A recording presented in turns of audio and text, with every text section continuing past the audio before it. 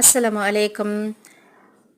பல்லு முளைச்ச பாப்பாலேருந்து பல்லு போன பாட்டி வரைக்கும் இன்றைக்கி சாப்பிடக்கூடிய ஒரு சூப்பர் ரெசிபி தான் பார்க்க போகிறோம். இது காய்ச்சலாக இருந்தாலும் வயிறு அப்செட்டாக இருந்தாலும் செம்மையாக சாப்பிட்லாம், ரொம்ப ஆரோக்கியமாக இருக்கும். அதுக்கு தேவையான பொருட்கள் மீடியம் சைஸை விட இருக்கக்கூடிய சின்ன வெங்காயம், தக்காளி, பூண்டு, பச்சை மிளகா, கொத்தமல்லி, உப்பு, மஞ்சள், சீரகம், பெருங்காயம்.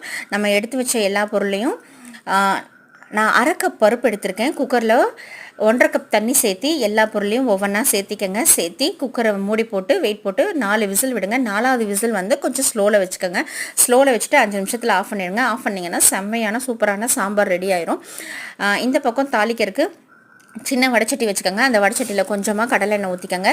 கடலெண்ணெய் நல்லா கடுகு பொரிஞ்சதுக்கப்புறமா சீரகம், கருவேப்பிலை, நல்லா ஒரு காஞ்ச வரமிளகா, நான் ஒன்று தான் சேர்த்துருக்கேன். உங்களுக்கு காரத்துக்கு ஏற்ப எத்தனை வேணுமோ அத்தனை சேர்த்திக்கங்க. நல்லா பொரிய விட்டு நீங்கள் தாளித்து அந்த குக்கரில் ஊற்றிடுங்க. நம்ம சாம்பாரில் ஊற்றிட்டிங்கன்னா சூப்பராக இருக்கும். இந்த சாம்பார் எப்படி இருக்குன்னு கண்டிப்பாக ட்ரை பண்ணி பாருங்கள்.